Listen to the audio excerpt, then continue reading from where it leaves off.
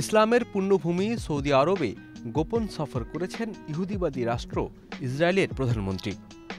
ইসরায়েলের সংবাদ মাধ্যমগুলোতে বলা হয়, প্রধানমন্ত্রী নেতানিয়াহু রোববার অর্থাৎ ২২ নভেম্বর গোপনে সৌদি আরব সফর করে যুবরাজ মোহাম্মদ বিন সালমান এবং রিয়াদ সফরে থাকা মার্কিন পররাষ্ট্রমন্ত্রী মাইক পম্পেওর সঙ্গে বৈঠক করেছেন।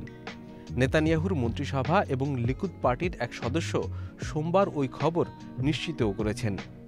যুক্তরাষ্ট্রের সংবাদপত্র ওয়াশিংটন পোস্ট বলেছে, এই খবর সত্যি হলে এটি হবে ঐতিহাসিকভাবে বৈরী দেশ দুটির মধ্যে প্রথম কোনো বৈঠক যার খবর প্রকাশ্যে এলো।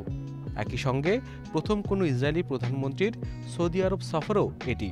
ওই বৈঠকে ইসরায়েলি গোয়েন্দা সংস্থা মোসাদের প্রধান ছিলেন বলেও জানা যাচ্ছে।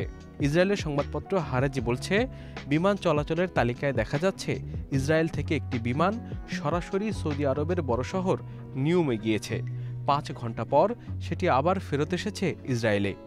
এই শহরেই সৌদি যুবরাজ মোহাম্মদ বিন সালমানের সঙ্গে মার্কিন পররাষ্ট্রমন্ত্রী মাইক পম্পের বৈঠক হয়। যদিও সেই বৈঠকে ইসরায়েলের কেউ ছিলেন না বলে দাবি করেছে সৌদি আরব। দেশটির পররাষ্ট্রমন্ত্রী প্রিন্স ফয়সাল বিন ফারহান আল সৌদ এমন বৈঠকের কথা অস্বীকার করেছেন। ইসরায়েলের সঙ্গে আরব রাষ্ট্রগুলোর সম্পর্ক স্বাভাবিক করতে চাপ দিচ্ছে যুক্তরাষ্ট্র। সংযুক্ত আরব আমিরাত, বাহরাইন এবং সুদান এরই মধ্যে ইসরায়েলের সঙ্গে সম্পর্ক স্বাভাবিক করতে শান্তি চুক্তি স্বাক্ষর করেছে। অন্য আরব দেশগুলোকেও এ পথে আনার চেষ্টা চলছে। সৌদি আরব ওই উদ্যোগকে স্বাগত জানালেও এখন পর্যন্ত ইসরায়েলের সঙ্গে নিজেদের সম্পর্ক স্বাভাবিক করতে অস্বীকৃতি জানিয়ে আসছে। তারা বলছে, আগে তারা ফিলিস্তিনের সঙ্গে ইসরায়েলের পূর্ণ শান্তি চুক্তি দেখতে চায়।